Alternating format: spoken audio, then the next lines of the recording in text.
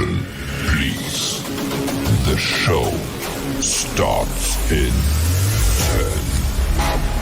9, 8, 7, 6, 5, 4, 3, 2, 1, go.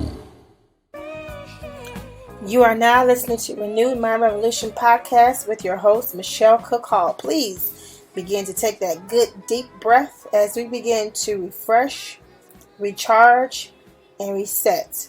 Let's go.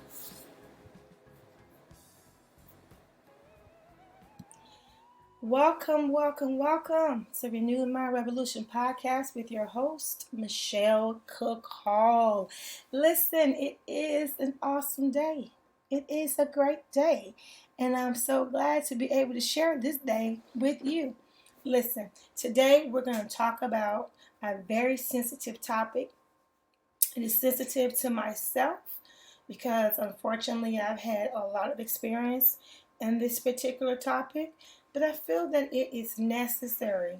I feel that it is necessary because there is so many things, once again, that is going on in our world. And one thing that has been consistent is this particular topic. And we're going to talk today about grief. We're going to talk about today grief. Now, let me tell you again what you are listening to. You are listening to Renewed Mind Revolution podcast. This podcast is designed to share tips and tools that will assist you in becoming a better you.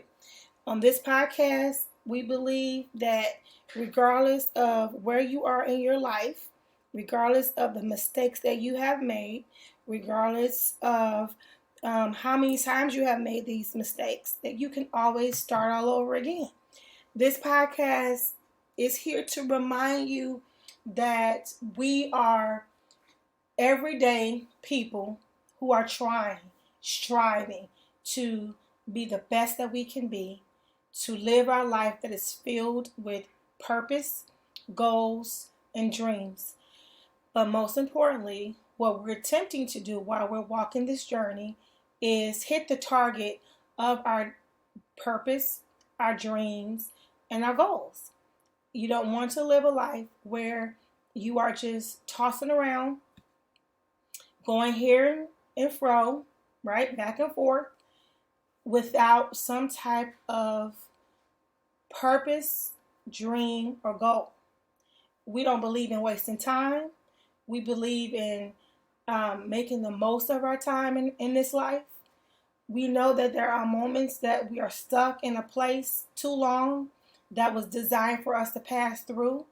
But once we learn that lesson, we get up and we move on to the next lesson. We believe here on this podcast that life is filled with lessons, good lessons, strong lessons. These lessons are not here to break you. These lessons are not here to destroy you. These lessons are here to mold and make you into the person that you are supposed to be, that you can be, and that you should be, if you want to be a healthy and productive individual. This podcast is adamant about reminding you how beautiful you are, how great you are, and how strong you are, regardless of how many mistakes you've made, regardless of where you are right now in life, regardless of the hand that you have been dealt, regardless of your background, regardless of your family structure, regardless of the words that have been spoken over your life that might have been negative, that might have been impactful in a bad way, that you are strong, that you are beautiful, and your life matters. This podcast is not about being perfect. We don't believe that we are perfect. We know that we all are flawed in some way or the other. And what's great about that, being flawed, it gives God's opportunity for grace to step in. And so that's what's so important, is understanding that we're not alone. You're never alone. You have the grace of God upon your life to get you through some of these very, stressful and struggling moments. Okay? And so that's what we're going to talk about today. one of those stressful and struggling moments. Your moment might not look like my moment, and my moment might not look like your moment, but I guarantee there are some similarities. And the reason a lot of times that we don't know about the similarities is because we don't share, we don't talk. The first thing that I want to say about the word grief is that everybody processes grief in their own way. Of course, there's some, formats out there, some structures out there that people have in place that kind of show you the steps, kind of show you the cycle of grief and how you can get through it in a healthy way. These things exist. I'm aware of that.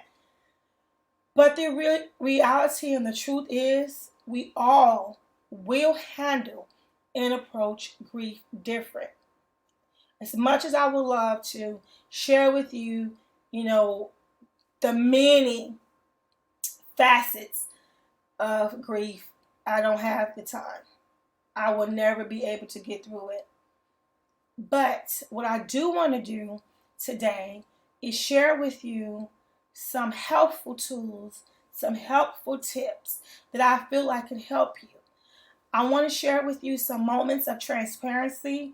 I want to share with you the light at the end of this tunnel, because if you're going through grief today, if you are right now currently dealing with grief today, you don't see a light necessarily at the end of the tunnel. Right now, things might seem very dark. They might seem very dark, but I am here to show you. I am here to encourage you, based upon experience, that there is a light at the end of the tunnel, that you too can get through it. Because I believe in the system of testimony. I believe in this system of testimony. By sharing a testimony, I am being transparent enough to show you by experience that if I can do this, if the next person can do this, so can you. You can do this. Grief is approached in different ways because for different reasons. One reason that I found to be very important is the relationships that people have with the individual. So if you are an individual who have lost somebody that you were just cordial to, just talk to every now and then, special occasions, you might not be as impacted by that loss as you would be from someone that you see every day, talk to every day, share intimate moments with every day, have experienced celebrations and have experienced some down moments and some, your sad moments, your trauma, your everything, right? So your approach to that loss might be different than the loss of an individual that you might consider an acquaintance, right? Although you're hurt by the acquaintance, of course, know that you don't get the opportunity to see them again, you don't get to hear them again, and that removal from your life is impactful, but it's not as impactful as someone that you are extremely close to, right? And the first time that I personally learned this is because when I could go all the way back to my father. Before my father, there was my grandmother, my dad's side, who I was extremely close to. When she left this earth, it literally devastated me. It hurt me. We were very close. I spent a lot of time with her, and she was just really a genuinely good person. When my father left this earth, I consider now, because I'm a much older person, I was considered a baby.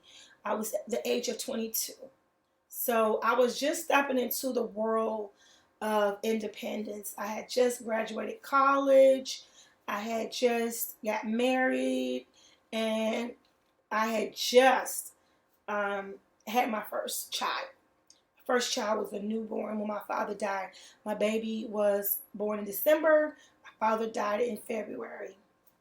So Although I was now a married woman and a mother, I was still a baby. I really didn't have a clue, right? Too much about life yet. This is just me understanding now, right? So when I lost my father, this is when I realized that even then, people really don't know what to say. They just don't. I'm an advocate for, if you don't have anything really to say, don't say anything. You can just merely say, I'm here. I'm here for you. You need anything, let me know. Let me know if you need anything, whatever it is. Just let me know. Because when people are uncomfortable, they really don't know what to say. And a lot of times people get caught up into the cliches of life. They get caught up in just the things that you normally say to people when they've lost someone or when they're going through things. They get caught up in these cliches. And because of my personality, I can't speak for everybody, but because of my personality, I was so frustrated at that time that hearing the cliches was really irritating for me personally. I wasn't mean or evil or spiteful to anyone. I was really trying to learn at the age of 22 how to process the loss of my father. Understanding that my father was the pillar of my family. He was a real father. He was there. He was supportive. He was loving. He was caring. He was sharing. He did whatever a father was supposed to do. If there was a criteria of what a father was, resume, my father had it. He hit all the points. He was just a loving, caring guy who cared about his children, cared about his wife, cared about his family, cared about his friends. He was just a good person. And he had a heart of gold. So me trying to process losing this person that I spoke to, every day, this person who was so awesome to me. He was my hero. I think every little girl, when they, have a father that is, really a cool father, good father, they look at him like he's their hero. He was a guy that could fix everything. He was a problem solver. He was just a good person. And I remember one story that stood out the most for me with my father was I was in college and I had no ride home. My father had been handicapped for years. My father has been handicapped at that time since I was in 7th grade. So at this time I was in college. When I say handicapped, he was paralyzed on one side of his body. He didn't drive. There were moments that he, tried to drive, but it was too much for him. Anxiety, anxiousness just took a toll on him because now he was learning to just work one arm, one arm, one leg. He had a license, but he kept that going. But he just didn't drive. We drove him around. Everybody drove him around. So no one was available, and I was stuck in college by myself. Called home, and I told my dad that I need to get home. My father, once again, did not drive. But he told me that he would be there to pick me up. This is so powerful for me in so many ways because, as I sit here and share the story, I can remember his face, how he looked when he got there, and understanding now at my age, in my own experience, what it took for him to get there. The strength that he displayed to get there for me, show his love, show the fact that he was not a selfish person, and that his daughter being in need alone there meant more to him than his own fears, his own limitations. I can preach a sermon off this. Trust me. Trust me, I can. But he got to the school. I'll never forget, he pulled up. And when he got out the car, the driver's side, I saw him visibly shaking. And he said, I did good, didn't I? I made it. You see that? I made it. And I said, yes, you did, Dad. Yes, you did. You did a good job. I'm so happy.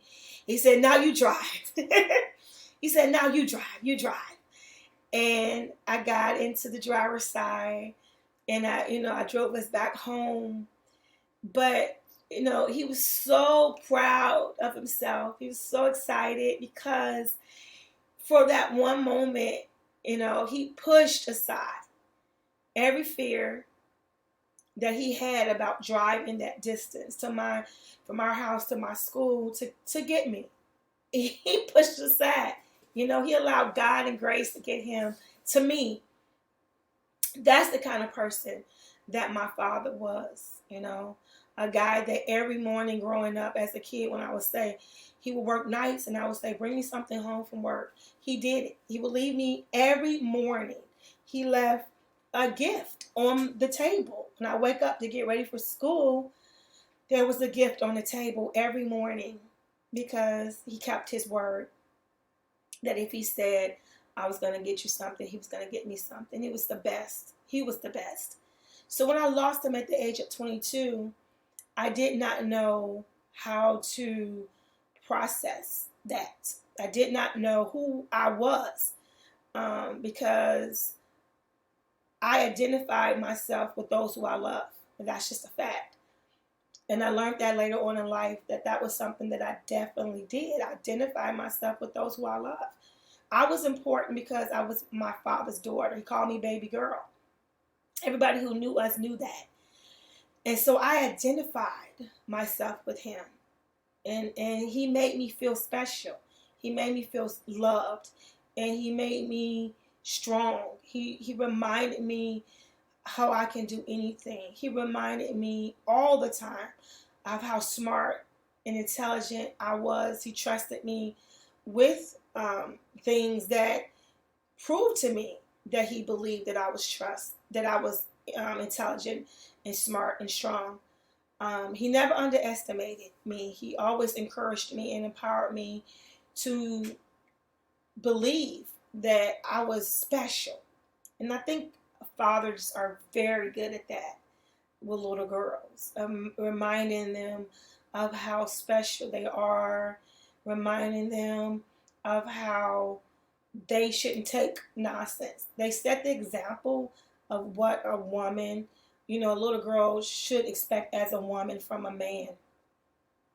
And so he set the bar really high for my husband. He set the bar extremely high for my husband. But I'm processing at the age of 22 this loss, this great loss, and people will come and say things to me and to our family that to me was just, to be honest, it was just insensitive. It was just so insensitive. And I didn't understand it. I'm still young and I'm still trying to deal with him, him being gone, being a brand new mom, being a new wife. And to top it all off, you guys, I had, a physical issue that happened right after I had my son. So I was processing all these things at one time. And so when people would come to me and say things to me, they made it seem as if they knew exactly what, my struggle was, exactly what my feelings was, exactly what I was going through at that time. And I knew that they didn't. I knew that they didn't, because if they did, they wouldn't have approached me the way that they did. This is when I learned how important it was to deal with grief in your own healthy way.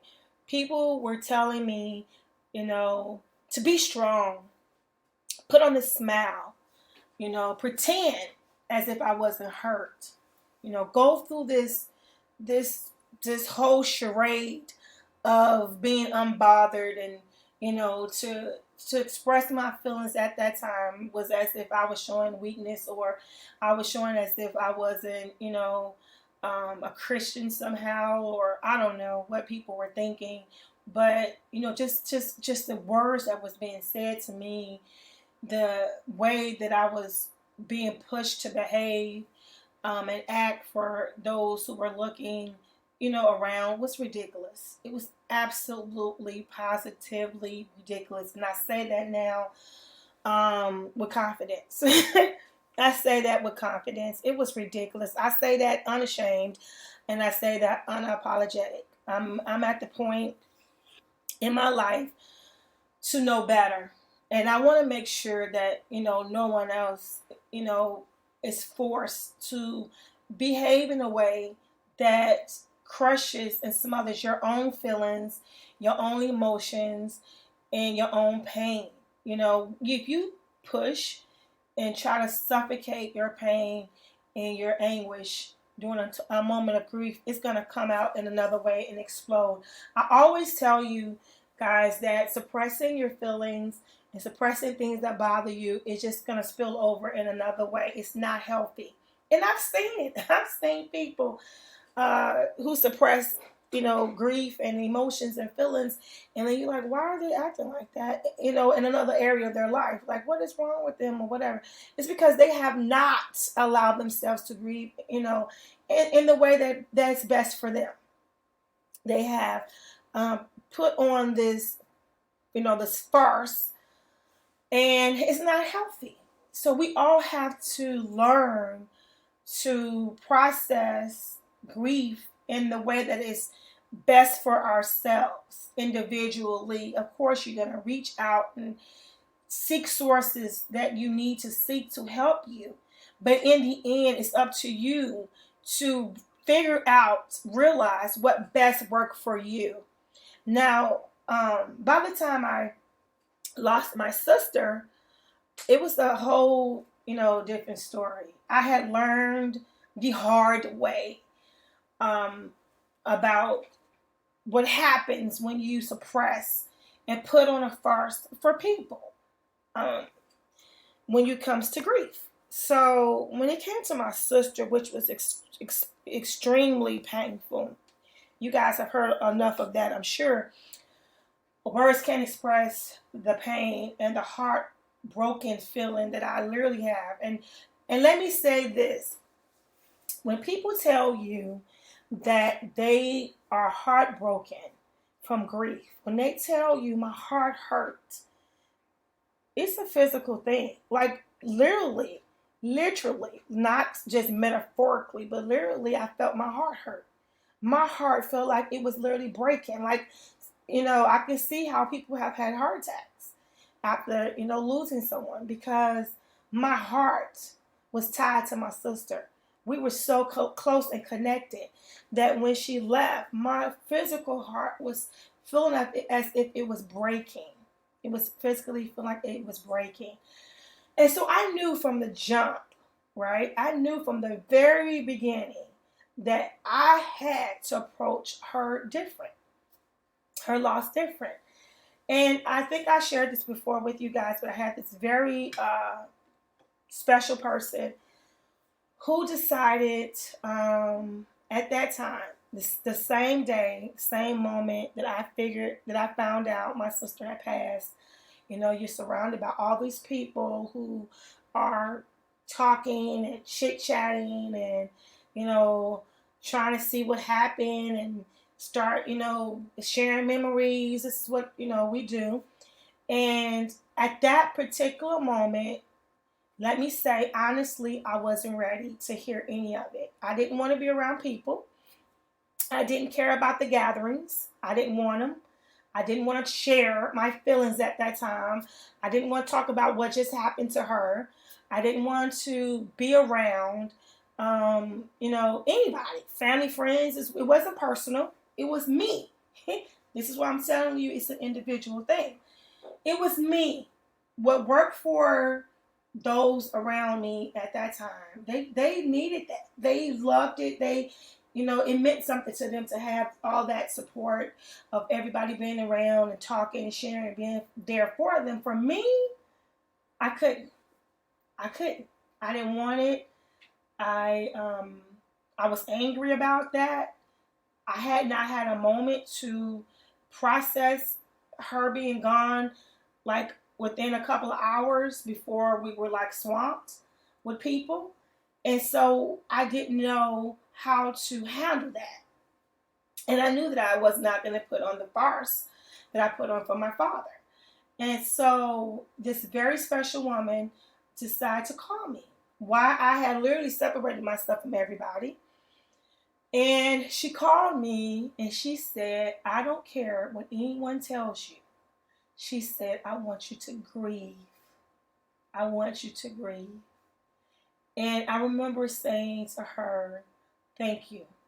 It was like she gave me permission to do something that I needed to do, and I knew that I should do, but I didn't have a chance to do with my father, and I wasn't going to get a chance to do with my sister. So I remember right when people were, attempting to send me right down the same route that they sent me down with my father, they start to vocalize, what I should be doing and how, whatever. And I remember for the first time in my life taking a stand, looking at them and saying, not this time. No, I'm not. I'm not. No. And, although it was something that they didn't understand, it's not my job to make them understand. This is taking me time and wisdom and experience to get to. Then it was just me saying it. But now I understand more why that was necessary. It's not your job to explain to people, why you need to make the necessary steps that you make in your life that's going to make you healthy, mentally, physically, and emotionally. You don't owe them explanations for what you do that is in the best interest of yourself. Because they're not going to get it. They don't see it that way. And that's okay. It's okay. But what you're not going to do is make me feel some type of way because I decide for the first time that I'm going to do what is best for me so I can be okay. So that I can be okay. And that was one of the hardest, strongest, traumatic experiences of my life. But I had to say, I need time. I need time to breathe. Listen, it's like giving birth, between those contractions, when you having a contraction, you can't breathe. They put oxygen on me because I couldn't breathe when I was having contractions, right? They tell women to practice their breathing. Why? Because you forget to breathe. Because when you're in pain, you begin to just suck up, just hold on, right? Just suck in a breath. That's how grief was for me. It took my breath away. I forgot how to breathe. I forgot how to use what was natural. My body naturally know how to breathe. But at that moment, I didn't know how to breathe. And people who unwilling, not on purpose, but unknowingly would be insensitive in that area. And it's okay. Because if you're not going to protect me, I'm going to protect me. Come on, somebody. If they don't get it, you get it. And you understand that this is not good for me. This is not healthy for me. So let me remove myself from this equation. Let me remove myself from this scenario. Because I have to recoup. I have to reset. I have to begin to process and think and pray. Because I have to get through this. I have to get through this. And everybody, like I said, is different. This is why I'm talking about this. Because I'm reading a lot of posts about people who are going through grief and they're going through a lot of depression. I'm hearing people just say, I'm depressed, pray for me. I'm reading people saying that grief is this is a hard one, this is a tough one. They're sharing their pain out there because it's relevant. Grief is relevant. Pain from grief is relevant. And there are people who are out here who are hurting. So it is important for you to do what is necessary for yourself. Do it unapologetic. Hear me again. Don't feel guilty about looking out for yourself. Don't feel guilty about taking care of your own emotional and mental and physical health. Don't feel guilty about that. Don't feel guilty. They can handle it whichever way they want to handle it. Whatever works for them. I'm not responsible for that. But what I am responsible for is how I deal with it, how I function, how I handle it. I have to be responsible for me. And so I removed myself from the equation, and I had an awesome support system. I had my husband at the time stepped in. He just stepped in, and he covered me. And he did things, that they expected me. And he pretty much let them know, um, she's not going to do it, but I will. I'm going to do it because it was too much. It was too much for me. I knew my limitations at that time. It doesn't make me weak. Doesn't make me a bad person. Doesn't make me less of a Christian, less of a believer. It doesn't stunt my faith. Doesn't stunt my growth. It makes me human. Come on, somebody. I'm human. I'm a human being. And I don't have to explain to anybody, how painful that was. And how I couldn't, do the things that people wanted me to do and expected me to do. I couldn't. I could not. There were things that I did handle and that I did do when I was called upon to do them and take care of in regards to the business of my sister. But at that particular moment that I had yet to really wrap my mind around the loss of her, I wasn't good for anybody. I wasn't good for myself. So for me to pretend because it makes you comfortable, that wasn't going to happen. I did that with my father. I pretended to be okay and all right for those who were around me.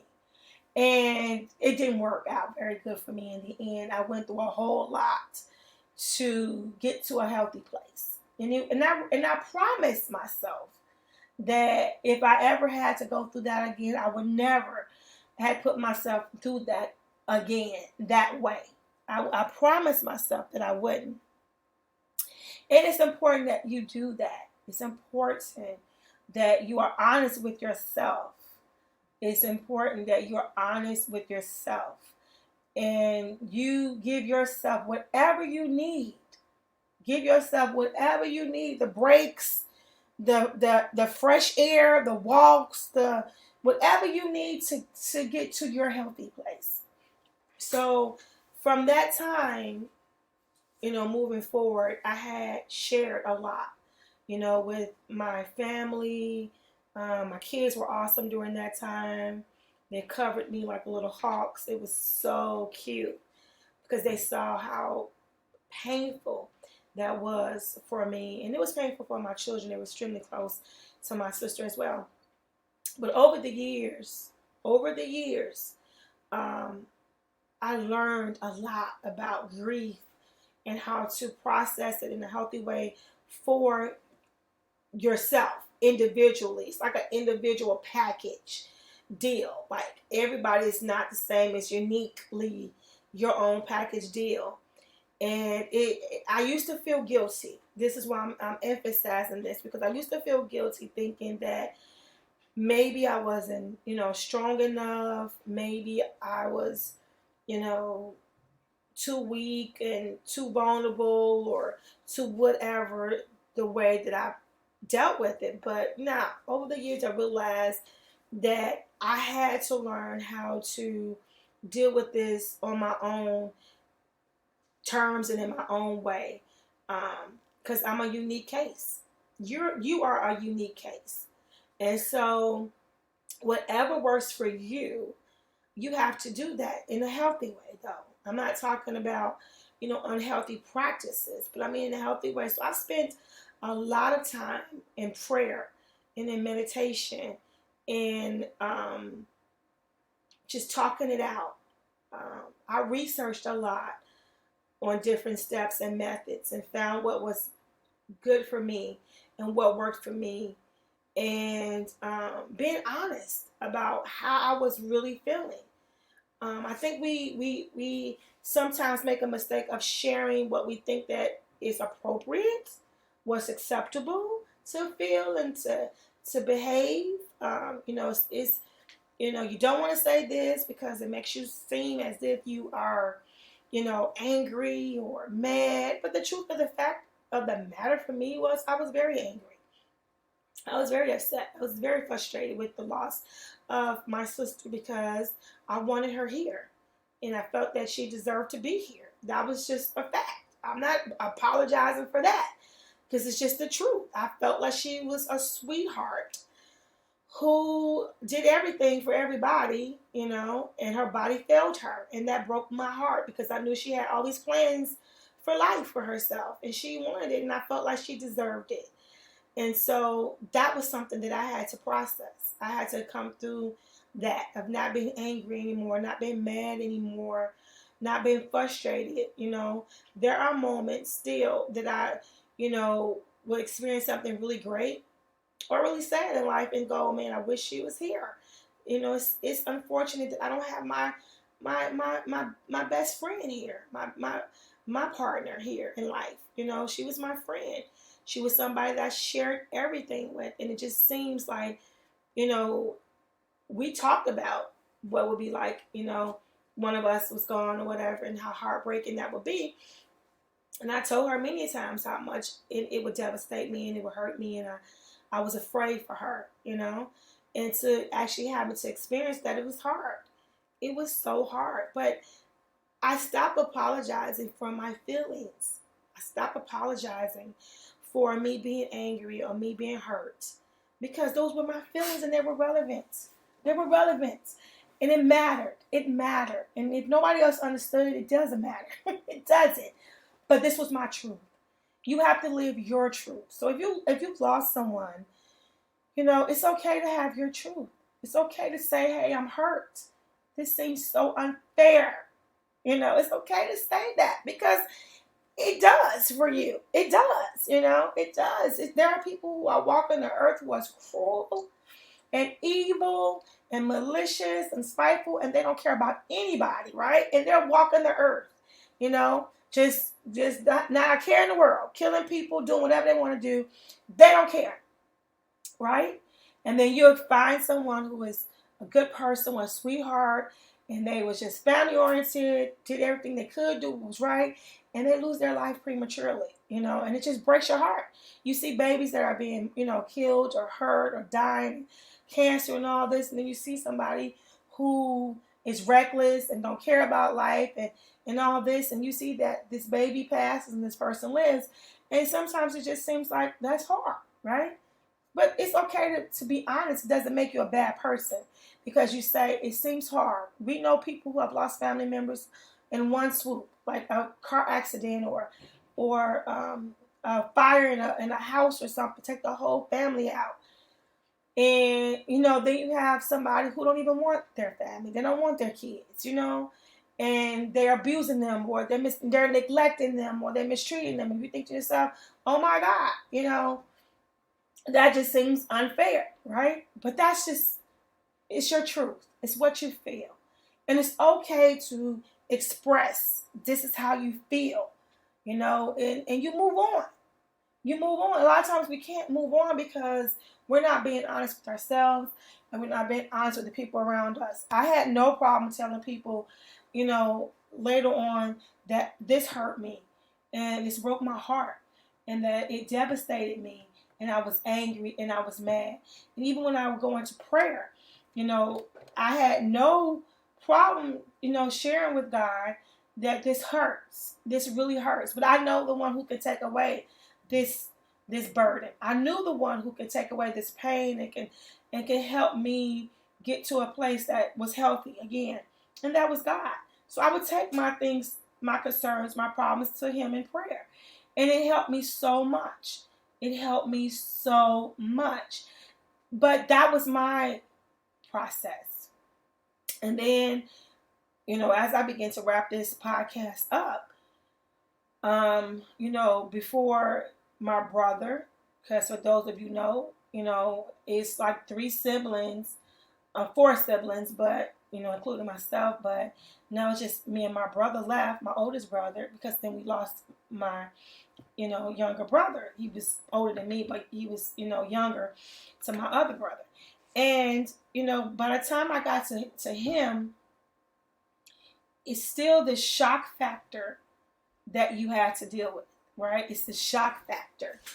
And it was so crazy because I was put in a position to handle a lot of things, but I had to at that particular time because, you know, my family pretty much, my mother and my brother had just taken, that was it. They was just too much. And God had gave me so much grace during that particular time with my brother. He had gave me so much grace. Because mind you guys, from my sister all the way to my brother, which was a good gap in years, I had been praying, meditating, trying to get to a place of healing and telling God, please don't send anything else our way. We've been through enough. I can't take any more. I had did that for years. So it was almost like when my brother time came, I had built up all this grace. This grace. It was just like this. I can't explain it, but those who were around us saw it physically. And I remember this person saying, God, I can't even believe, how you guys can handle this. It's not that we were numb to it. Not at all. Absolutely not. It was just this grace that stepped in. I had learned from my father to my sister to the time I got to my brother. It was this grace that stepped in. And I knew it. I knew it. This was the moment that I knew that God would come in your weakest moment. Like, I knew for sure. It wasn't nothing that I was reading. It wasn't some scriptures that I was patting myself with saying this. It was something I was living. I was living in a graceful moment. And I remember right before having to deal with his services and everything, because we had to do a lot of things to prepare for those who have ever had to lay to rest a loved one. It takes a lot. And I remember trying to find moments to give myself that moment, because his was so quick and it was a lot that happened. And I remember trying to find the moment that I always need, because I promised myself to give myself a moment. Always. This is how I process. And I remember I was sitting in my bathroom, standing there, and I was just crying to God. And I was saying, this is so much. This is too much. God, I don't know what to do. I don't know what to do. I kept saying that, right? I kept saying, I don't know what to do. I don't know what you want from me. I don't know what I can do. Because I was so hurt. And I was so in this just stuck. I can't explain. I'm just stuck. And I remember it was the weirdest thing, you guys. This is just the truth. Standing there saying to myself, I don't know what to do. I don't know what to do. Right? There's this song. It's a gospel song. And the lyrics said, what do I do when I don't know what to do? What would you have me to say, Lord, when I don't know what to say? Right? And then it goes on with some other lyrics, right? But then the bridge says this, I'll just stand still until your will is clear to me. I'll stand still until your will is clear to me. So I'm standing here in this bathroom, and I am boo-hooing, right? Crying and saying, oh, I don't know what to do. And these lyrics comes in my head, right? I know the song. I've heard it, over the years, but it's been a long time since I heard the song. And the lyrics came in my head, right? And I'm thinking to myself, let me find this song. So I go on my phone. I'm looking for this song. I pull the song up, right? And I sit there and I listen. And it was as if the question that I proposed to God, what am I supposed to do? What am I supposed to do? What am I supposed to do? was being answered by this song. What do I do when I don't know what to do? What would you have me to say, Lord, when I don't know what to say? You know, and Minister, I'll just stand still until your will is clear to me. When that song came on, you guys, and it was like my answer to my question, when I tell you I boo-hooed, but my boo-hooing and crying was different. It was such a relief because I knew he had heard me. I knew he had responded to me. I knew he had made it so clear to me what I should do, which was just trust him and stand still and let him be God in this situation. Because listen, y'all, I was tired. I was done. My sister was the topping on the cake for me. I was done. You hear me? Done. And I knew if anything else was to happen after my sister, I just was not going to be able to make it. Like, just forget it. You know, just forget it. It makes no more sense to me. Life makes no more sense to me. It's a wrap. It's over. It's done. This is just my being honest with you. Mind you, we were just losing them. Boom, boom, boom, boom, boom. And once again, remembering that I identify myself with people that I love, my family. You know, my family is my life. It's people you was raised with, you grew up with. It shaped your personality. This is who you are. And now they're gone. This is all I ever knew. We grew up together. We went on vacations together. We ate together. We lived together. We shared moments together. This is all I know. And they're gone. And I was stuck. And God answered my question. He answered it, guys, so remarkably, so quick, so smooth. God is so smooth. He answered it so quickly for me because he knew I was in a need of desperation. He knew that it was real for me. He knew that I had real pain, real anguish, and I was hurt from the depths of my soul. And he is not here to break me. He is not here to tear me apart or allow my life to be in such a shamble that I can't function and I can't make it.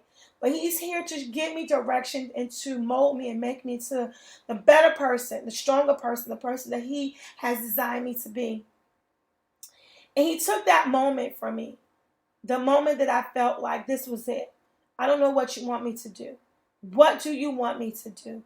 And if I ever doubted who God was, if I ever questioned who he was and how powerful he was and that he was real, that day, that very moment, I knew who God was to me. He was my everything. He was my calmness in my storm. He was my peace in the midst of chaos. He was the covering of my life. He was the covering over everything that was me. He was able to keep me from falling. He was able to keep me from stumbling. He was the one that was going to guard my heart and my mind. He was the one. He was the one. He was the source of my strength. He was the love of my life. He loved me unconditionally. He was not going to sit there and watch me fall and fade away. He was not going to see me be broken and heartbroken because up to that point, I had been trusting him and talking to him and sharing with him and letting him know I can't take anything else. And he reminded me that you don't have to because I'm here with you and you're never alone. So you guys, I came today on this podcast because I wanted to show you from my own experience that number one, you're never alone. Number two, you have to trust God to get you through some of the toughest moments of your life. We all are going to experience moments where it is a shock to your system, that it might break your heart, that you might experience what I have experienced, as if your physical heart is breaking. You know, and just because people have lost people don't mean that they have the same relationship with their people that you had with your people. So sometimes when they come to you, they're coming to you from a place that it's from a good heart, but they have no idea. They have no idea what you are dealing with and how you are dealing with it. You know, they don't have a clue. So just, bless them, but don't take it to heart. Don't let it hurt you. Don't let it change you into somebody that you're not.